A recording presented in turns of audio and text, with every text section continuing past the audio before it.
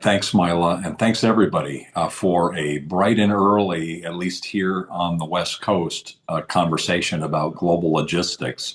There's always a good time, and it's always a good time to speak about logistics, especially times like this where there's so much going on dynamically. I'm Doug Brunke. I'm founder and CEO of Global Chamber.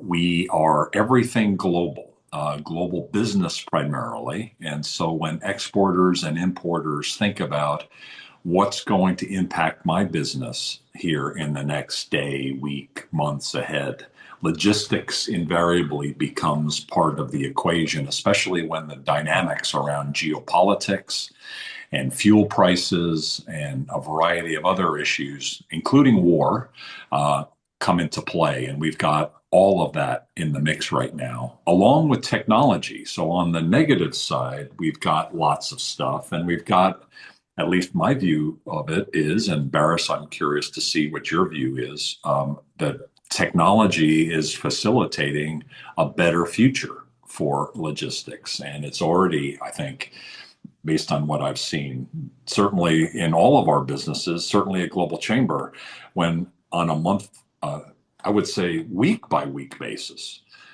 understanding how we're quickly adapting using AI to be able to make introductions in ways we never imagined even a year ago is spectacular. And it's changing every week. Last week we had our best year ever, and this week we'll have our best week ever. I think I might have said best year ever, but best week ever. And it's just going to continue making introductions and helping our members. And invariably, Barris, you're doing that with Cargo Trans. Barris Iton is based in the New York, New Jersey area. As he mentioned before the recording, he's located very close to the site of the World Cup. So invariably, there were a few folks all around this weekend enjoying the festivities. Some tears, some laughter, and lots of joy, at least on the Spain side. Congratulations on your career, which has expanded deeply into the logistics field, and the work that you're doing with Cargo Trans, I know, is spectacular because we've introduced members to Cargo Trans. We've interacted with all of you, several of you at least, on the within Global Chamber and also on the Global Chamber New York City Advisory Board, where you play a role. Today's conversation is with Barris. We're going to be asking him to give us an update. And then as you all have ideas and thoughts and questions, please chime in along the way. Ideally, raise your hand. If you have comments, please feel free to also put your information in the chat area. And also, if you have questions and thoughts in the chat area as well, that's fine. Barris, you're originally from Turkey, but now you've been in the United States for quite a number of years, enjoying the New York tri-state area. What would you like to share with us about what's going on in the world of logistics? There's a little bit of geopolitics going on. There's still talk and conversation and action around tariffs. There are wars. There's pricing that's changing in logistics. All of that's impacting Cargo Trans in your business, and it's impacting our members. What would you like to share today? Sure. Thanks, Doug. Good morning, everyone. I'm gonna first introduce myself real quick, take a few seconds. My name is Barish. I am the Director of Client Success and Commercial Operations at Cargo Trans. For the sake of this conversation, I'm gonna wear my commercial operations hat and just talk about what's going on commercially. A few words about my firm, Cargo Trends. We are a end-to-end logistics service provider, a freight forwarder, licensed MVOCC, IATA certified air carrier, and most importantly, in the last 2 years, a customs broker and a trade advisor. In the industry right now, what I can share is, Doug, the the war's effect. It's actually interesting because the oil prices actually, I'm gonna list a few ways how oil prices are actually impacting our market, right? The fuel prices the vessels or airplanes run on, it's only one part of the equation.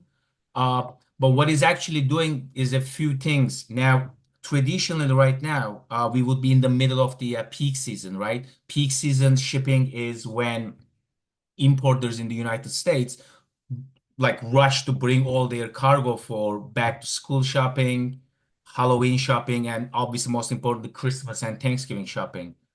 Um, what has happened this year is traditionally the peak season would start around May, June, but really ramp up in July, right? But what we saw this year is because of the war's effect and its impact on fuel prices. Now the fuel has done a few things.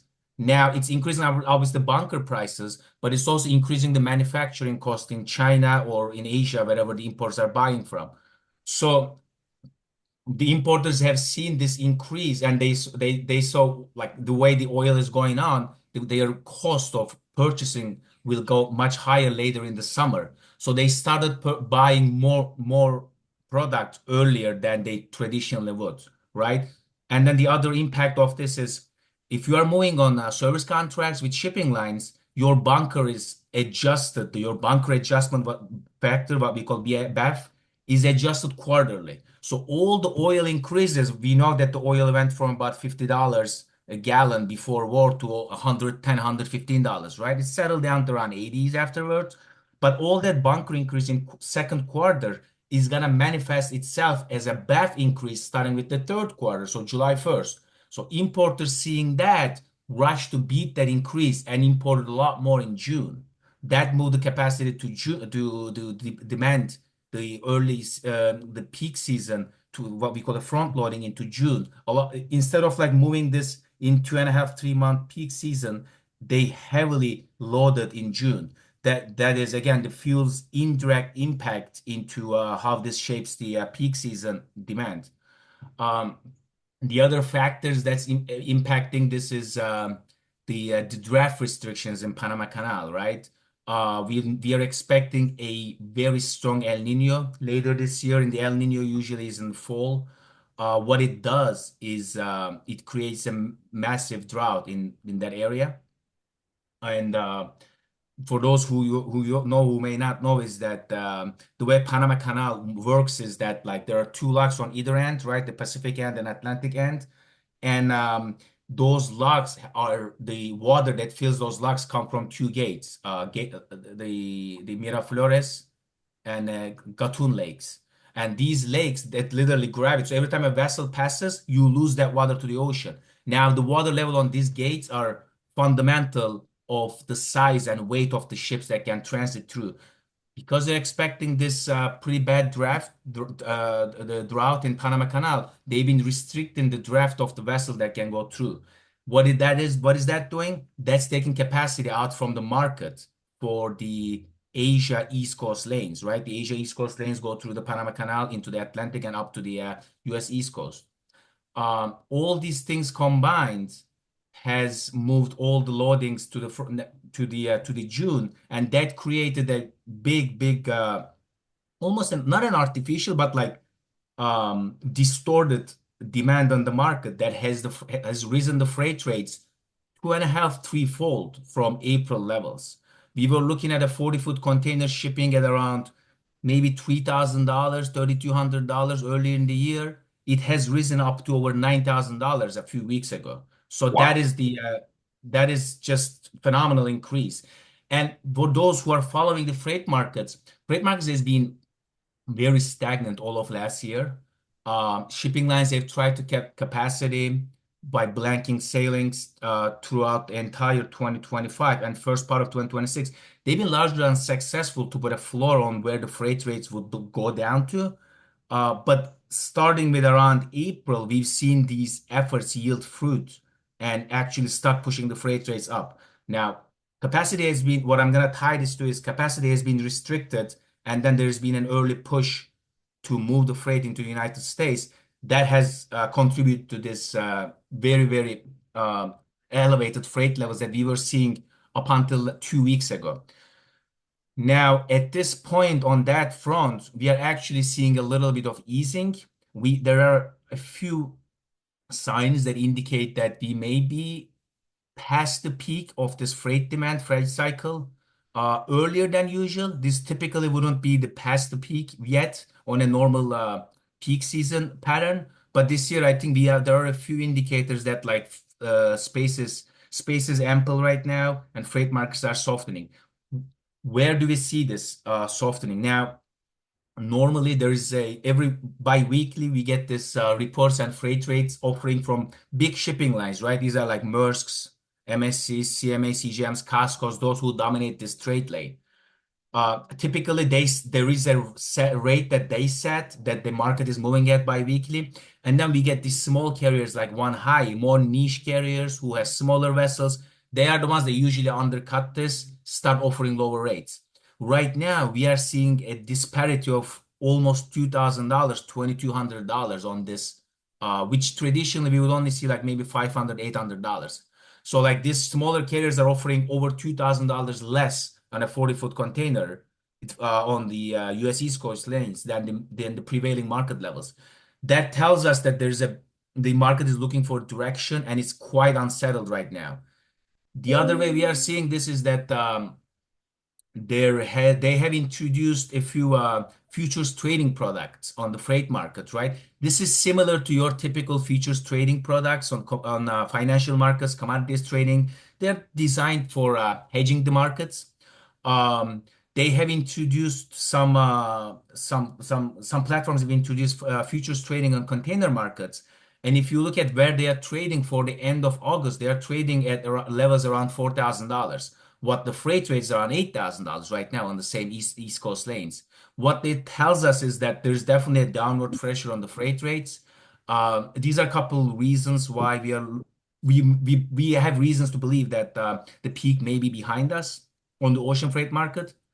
Um, a few other notes I would like to share here is the Red Sea passages, right? This is another indirect impact of the war. Now, the Red Sea route, as you know, it carries the Central India, Pakistan, Central Asia, or Persian oil into the Europe or into the US if it's following the transatlantic route. Now, what we know is that starting with 2023, the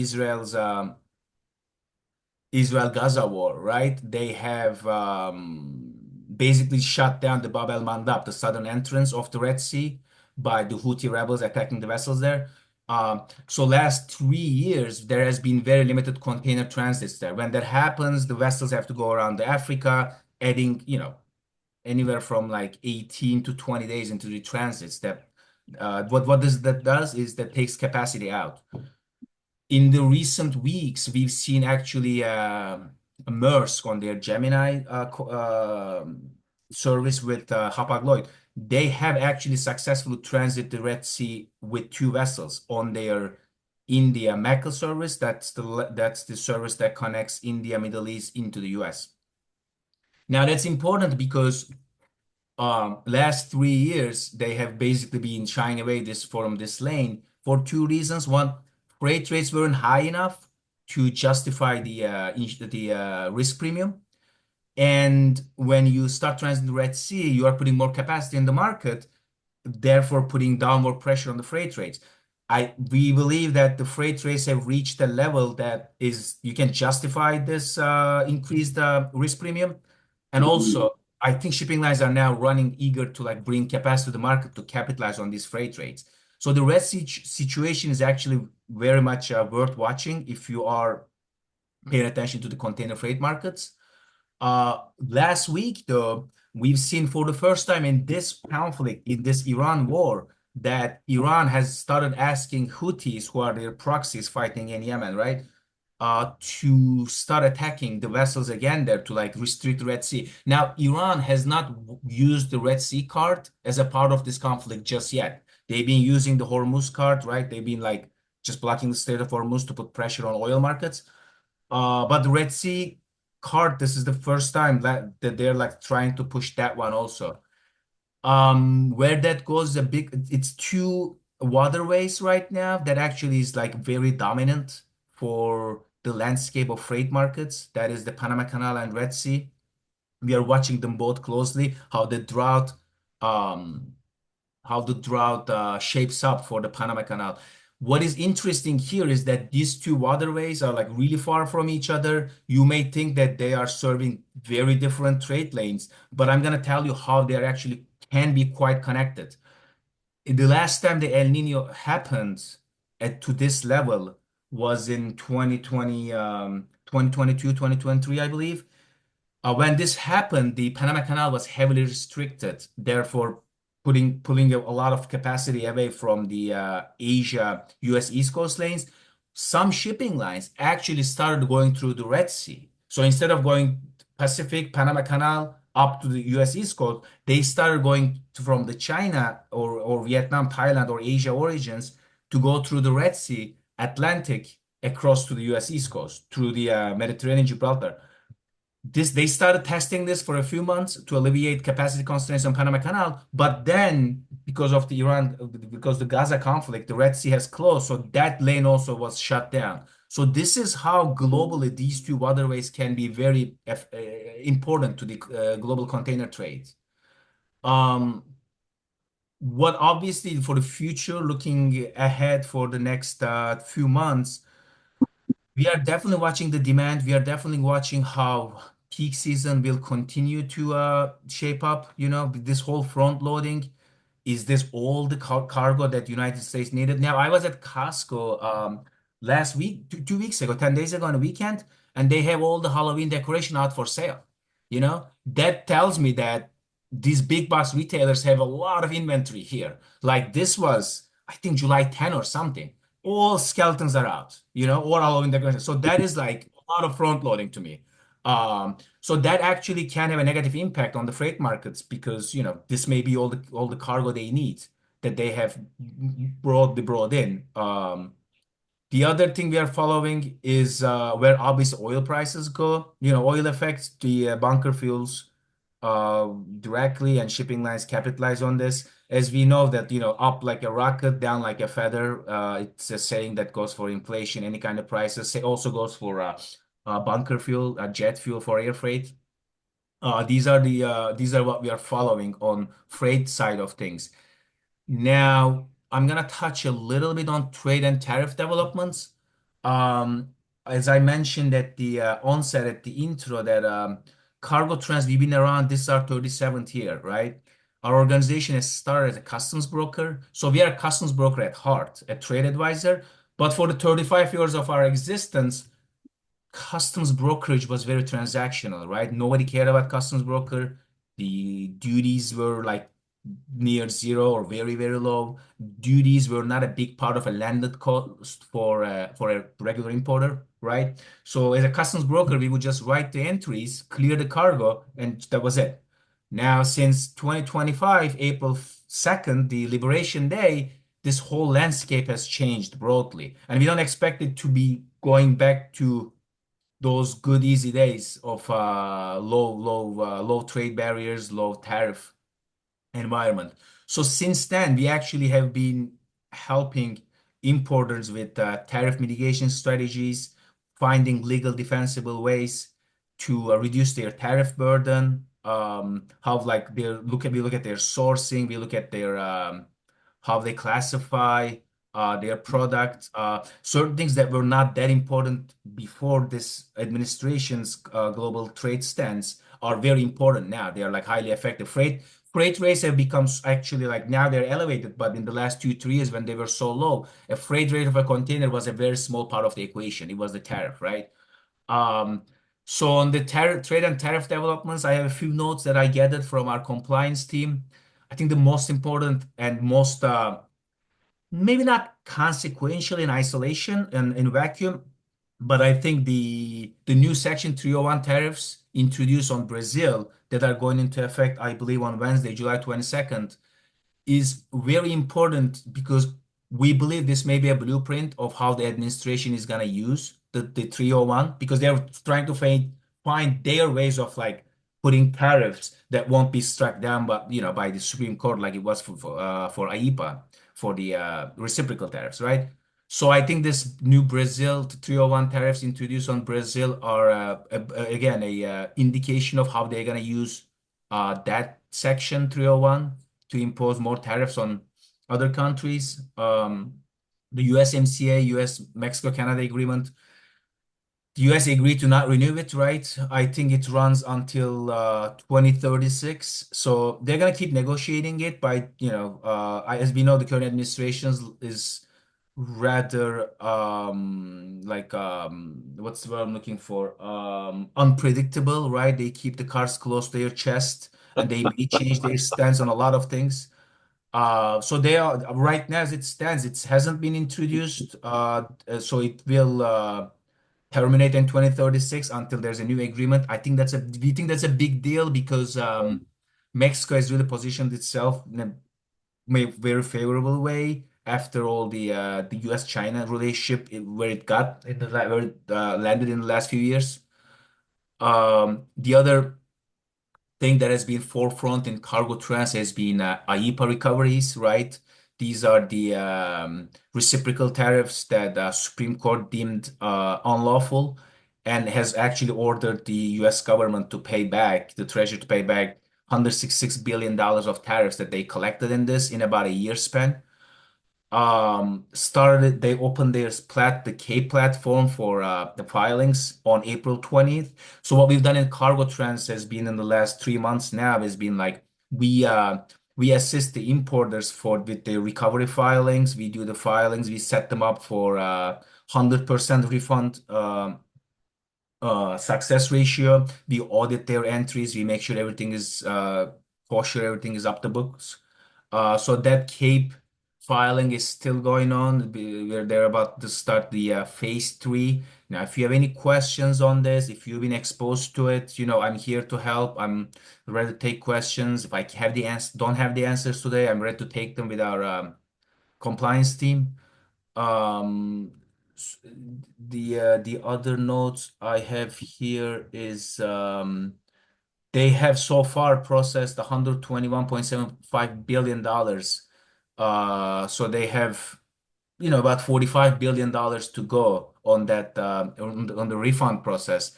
Again, that has been for sometimes surprising to me. Some importers don't realize that this is a money that's waiting to be paid back to them, and yet like uh they don't seem to, some people don't seem to be like aware of this still if their exposure has been very small. But if you actually look at it, your exposure may have been bigger than you think. So definitely partner up with the customs brokers, speak to them, speak to us. Let me know if you need any help. Um, so to tie this up for the closing is the freight markets they have been under a lot of capacity pressure in the last up until 2 weeks ago. We see that easing capacities on most things very much available. We see the peak season pricing, peak ocean freight to have been plateaued and actually like softening up a little bit. What I can recommend is definitely if you're an importer, especially if you're importing into the United States, partner up with your customs broker. Customs broker became more of a like a CPA almost, right, in this trade environment. That's how we approached it, at least. Like we partner up, you look at their entire supply chain, their sourcing. There are other customs programs like first sale evaluation, broker non-importer programs. Like we help them implement these programs with the importers to reduce friction, reduce exams, and in some cases, like first evaluation, actually reduce durable value of their imports if it's applicable. So, like, I'm open for if you have any questions around this. Yeah, that's all I'm seeing right now at the market, Doc. That's all. That's a lot. That's an awful Yeah. lot. David Harlow is on the West Coast. David is also an expert. David, from your vantage point, what resonated there with you, and is there anything that you would like to add? Do you have the ability to check in? Yeah, thanks again, and I appreciate that, Boris, if hopefully I'm pronouncing that correctly. A lot of what you said, I was aware of, and I would echo a lot of the same. We work with a number of different companies that advise us on the freight forwarding side and the geopolitical shipping obstacles that we're all dealing with nowadays. It's definitely not a fun time, especially for freight forwarders on trying to compete with price and service with all of these obstacles. So don't have a whole lot to add. I was honestly joining to really learn from you guys because it's not a space that we're in. We're a customs broker, so we know the tariffs really well, like you spoke to. But when it comes to the forwarding and shipping side of things, we don't operate in that space, and so it's always important to understand that piece in the bigger picture. We get more involved, like I said, in the brokerage side on how companies navigate their supply chain once it gets here, from compliance purposes, from transportation purposes in the United States. But it all starts with overseas, and it all starts with what happens geopolitically. So it has an impact on everything. We focus a lot on foreign trade zones and bonded warehouses. That's kind of the space that is our bread and butter. But again, it all starts from where it comes from first. So it's definitely had a huge impact. And I don't know about you, Bars, but I don't see any end in sight. And honestly, with everything that's happening, even, a lot of people will use the comment, well, we've got 3 more years or we've got 2 more years. But honestly, because of how this is being positioned in the way that it's being positioned, I think this outlasts the current administration and it continues. It's the new normal that we need to get used to on how to strategically manage our supply chains and not think it's a partisan thing or it's a temporary thing. So definitely how we look at it. Yeah, it's here to stay, certainly. And we are actually telling our customers, like, your broker belongs in your boardroom today. Like, it's such a big part of, and it's Yeah. gonna be like Yeah. trade compliance. It's gonna be here to stay, right? I mean, Yep. like, Doug, you opened this saying how like technology and like you customs have actually are like the U.S. Treasury customs. I mean, it's a huge revenue generator for them, right? So Yeah. they use AI, they use everything to go after like incompliant, like behavior on this market. So your customs broker, your compliance has to be forefront. You're absolutely right, and it's here to stay, as you said. Yep. It's here to stay. It's And, not this administration. It's and I'd yeah. and I'd say the foreshadowing of this was what happened in 2018 when we had the introduction of the tariffs that we hadn't seen in a long time. And even when you saw the transition of Biden becoming president, he campaigned on getting rid of all the tariffs because from a campaign perspective, it made a lot of sense and it may or may not have helped him get elected. But the moment he got into office was the one thing he did not do, and that was reduce any of the tariffs or get rid of the tariffs. He actually expanded and raised some of those tariff rates that didn't get a lot of publicity. And so now here we are with this administration. I don't expect the next administration to pull back in significant ways of what we'll have in place. So it's caused companies to no longer look at how do I manage myself as an importer in the United States. It's now has to be how do I manage my supply chain from raw material manufacturing to finished good manufacturing, distribution, my marketplace. I mean, all of that's changed. It's just the new normal. And you're right, compliance, which is good for us because we're positioned that way. But it's just definitely something everyone has to look at, and not just from the U.S. perspective, but there's a lot of retaliatory tariffs and positioning that other countries are doing as well. So it's changed on those financial impacts as well, not just in the United States. So thanks a lot. Really appreciate your insight. David, do you have anything to add around free trade zones and what's changing right now with those? Because I think there's legislation going on, isn't there? That's changing the dynamics there. So it's interesting. There's not necessarily legislation that's in the process of changing things, but there's definitely been a mindset change on how foreign trade zones are looked at from the Department of Commerce. The Department of Commerce, as we know, has been very focused on bringing manufacturing back, but it's not bringing final stage manufacturing back. It's bringing all manufacturing back. So raw material manufacturing, there's a lot of incentives to do that. There's also a lot of positioning to distract companies from importing raw materials to create more and more advantages. And so that's had a real shakeup in the foreign trade zone industry because getting things like manufacturing authority for final stage manufacturing in the U.S. used to be more of a formality, and it was just a working process that was successful. Now there's a tremendous amount of more scrutiny to make sure it's being done right, to make sure it makes sense for the United States on how they support manufacturing in the FTZ environment that a lot of times does include, sourced raw materials and components. And so that's become a big conversation piece. And for a while there, we saw these applications were now taking 12, 18, sometimes 2 years to get approved because the Department of Commerce and the government were really repositioning how they think about foreign trade zones and how they think about the process. The good news is we've seen in the last several months that this is starting to subside a little bit and that there's now a path forward for companies to utilize foreign trade zones in a manufacturing environment that has a lot of advantages for U.S. manufacturers to compete globally.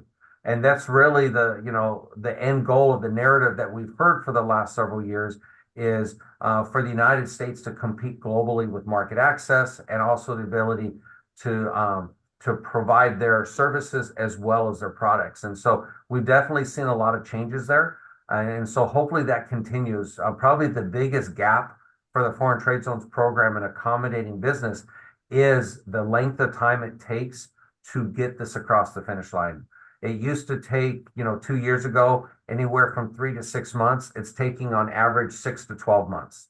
It's taking production authorities sometimes 2 years. So those timelines are just way too long for companies to be able to strategically reposition themselves on how they think about global trade and how they are able to, adhere to some of the changes that we've seen globally. So definitely it's an uphill battle, but there is a path now. There is a lot more companies being successful in this environment.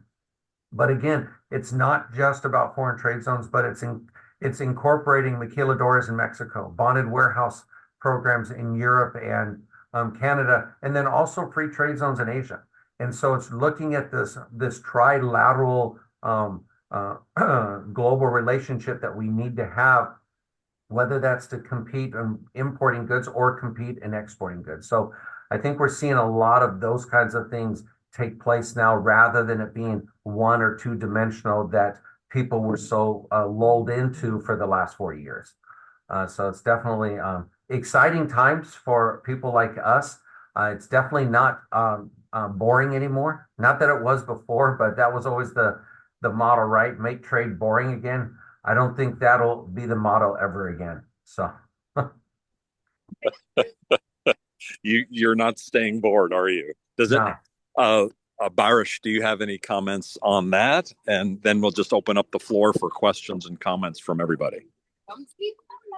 No, I mean free trade zone, yeah. Like we partner with folks like David for that, to implement that for our clients. There have been successful to a varying degree on depending on their product, the timing, and to weather the basic unpredictability, the storm sometimes. But it's I mean, coming back to what David initially said, this is definitely here to stay. This uncertainty. Now it may ease off. It may be a little up and down, but we definitely don't expect this to go back to how trade was in 2014, 2015, or prior to that, what brought China to what it is right now. I'm gonna actually share a little bit of an anecdote here from how these things are actually, how this trade relationship with China can actually impact the other markets. So we have actually, I work with some importers in Turkey that buy American hardwoods, right? They buy logs from the US.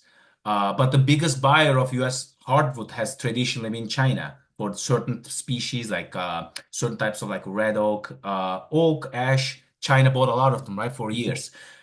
So I have clients here in Turkey that buy certain quality of, let's say, oak tree, right?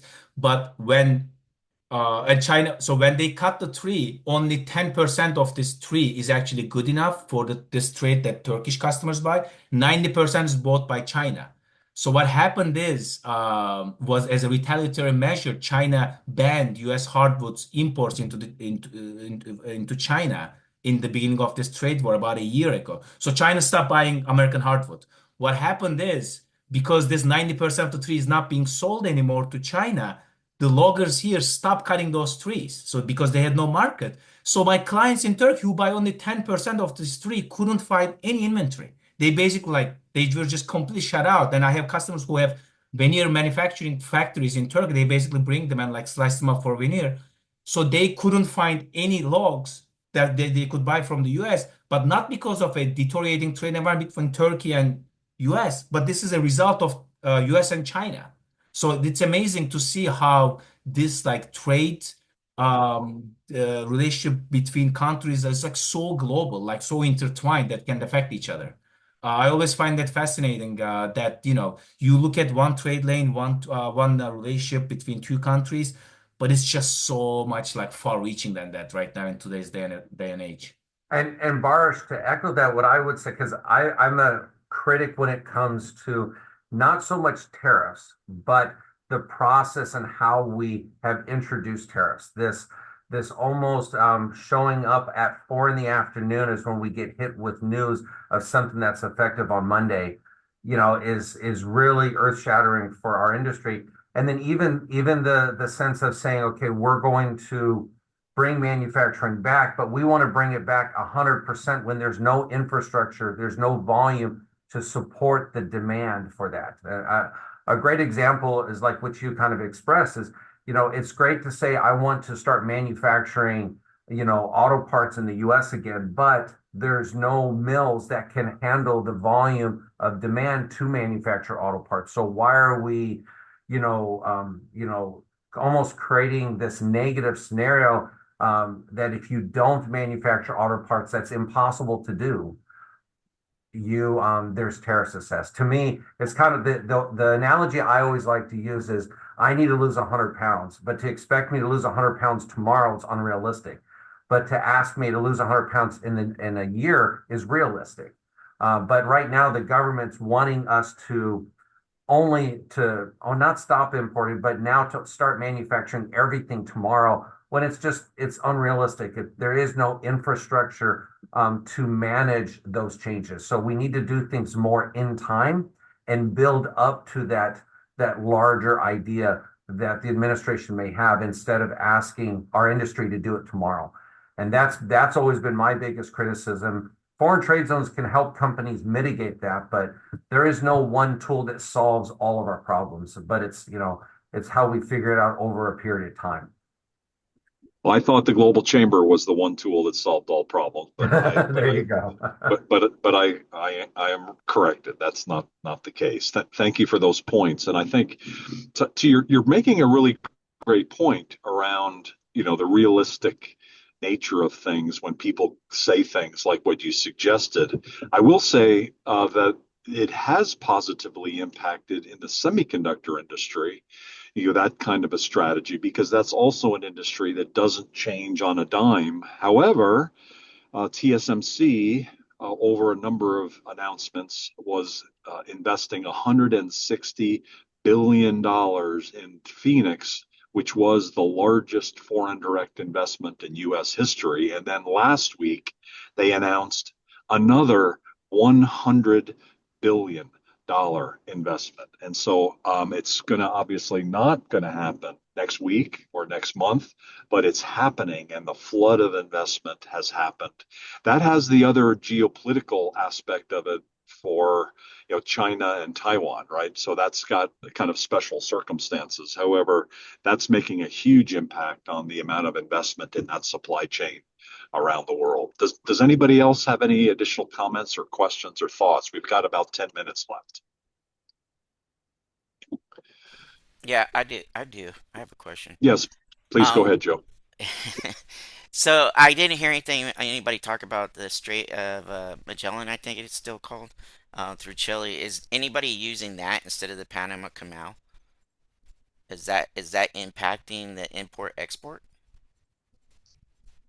What was it again? I didn't So catch the the strait down in the was it the Strait of Magellan, I think it is, through Chile. I know American aircraft carriers and so forth use that, and I know some transporting has used it before. So is that offsetting or impacting anything when it comes to trans export and import? Yeah, I'm not aware of it being used on commercial shipping for containerized trade. Um, to alleviate, obviously, a lot of countries in Central America and partial like northern part of South America, they have tried to find alternative to Panama Canal for years. Now, Mexico built a railroad connecting east and west. Um, there is down in Colombia, because Colombia, for example, is positioned in a way that they have ports in Pacific and in the on the eastern part of the country, right? Buenaventura and Cartagena. So they also are like, so some certain times when it gets bad, they truck containers from Buenaventura to Cartagena there. Again, Mexico has tried this. They have built a rail, but the one in Chile, they may be used by Navy for military reasons, but I'm not aware of it being ever used on commercial shipping. And none of this really can come to the scale of Panama Canal, but it does for U.S. East Coast trades. Yeah, my answer to you is no, not in the commercial shipping. Okay. Say, Paul Sim here. I have a quick question. Um, just interested in your thoughts on what the role of the WTO is actually going forward. Does it even matter anymore? Uh, is anyone actually even caring about global rules of trade anymore as they're defined in the WTO? What's its role going forward as far as you guys are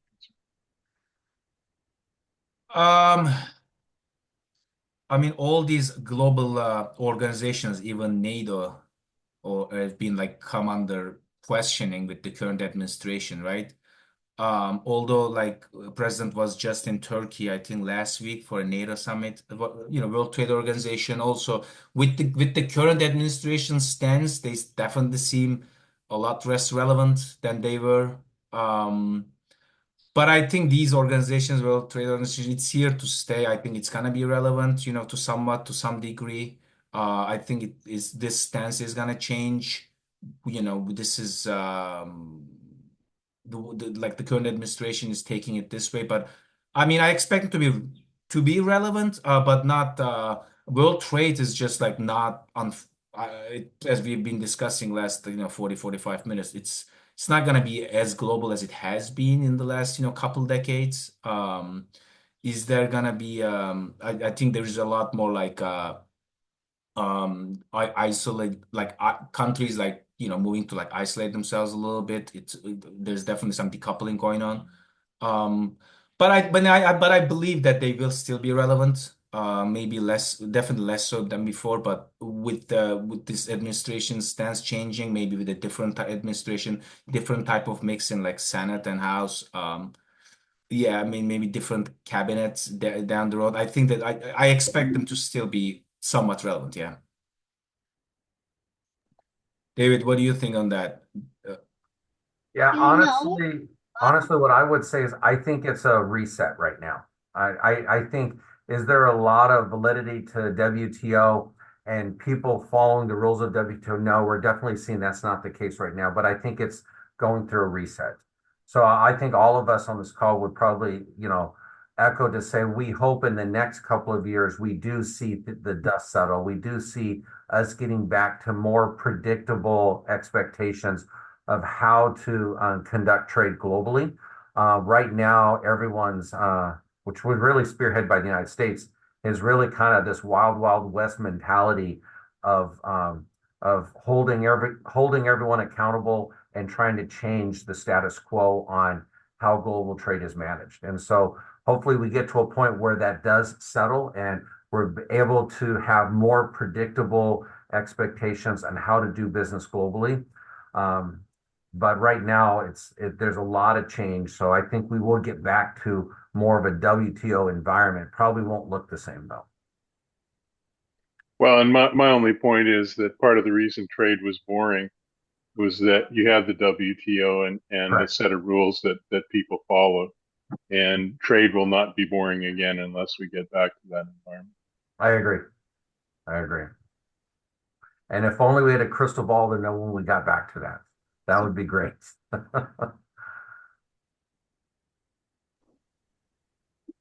Good comments. Thanks for your questions. Appreciate it. We're just about wrapped up. Does anybody else have any? Probably have time for one more question or comment. And Christine, thank you for your comments about learning a lot today. I have as well.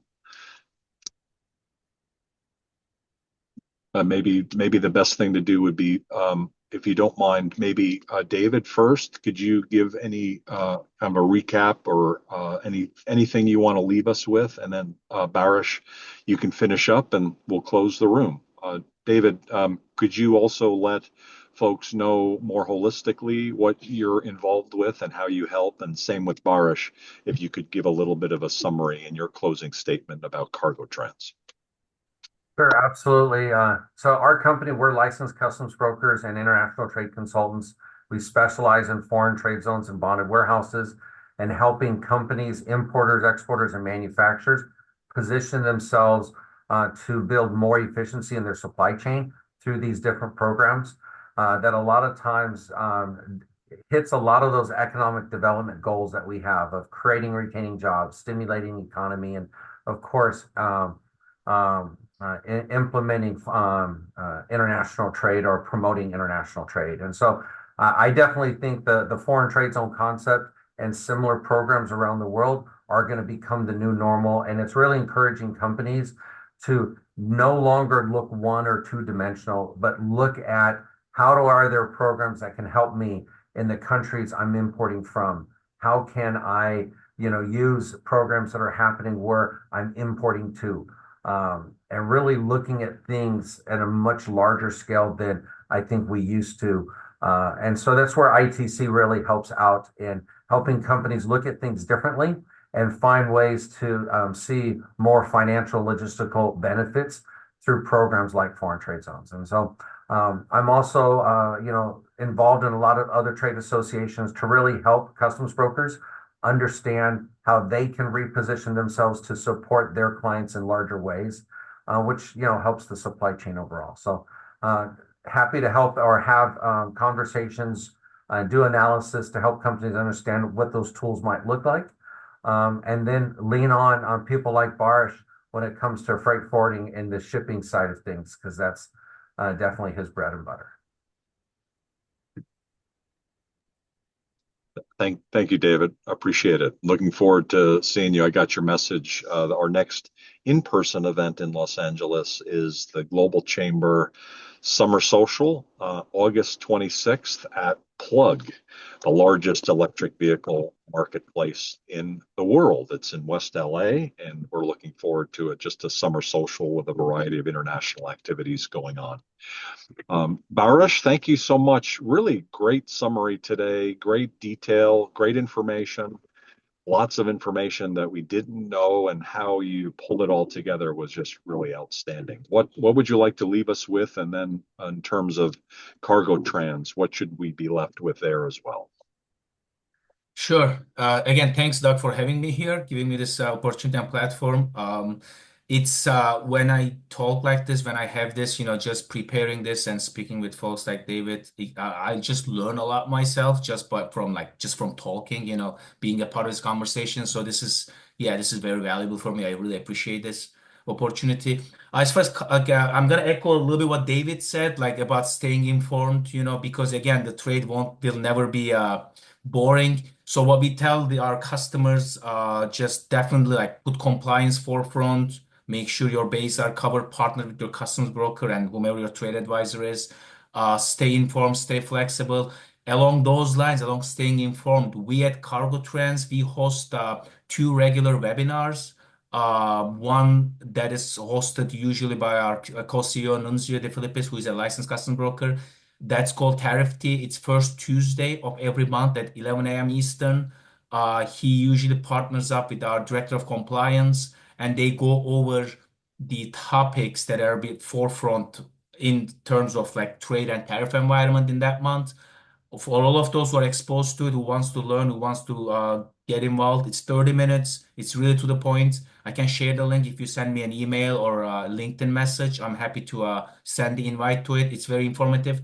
We have another webinar. That's every other month. It's typically every last Thursday of every month. The next one is on July 30th.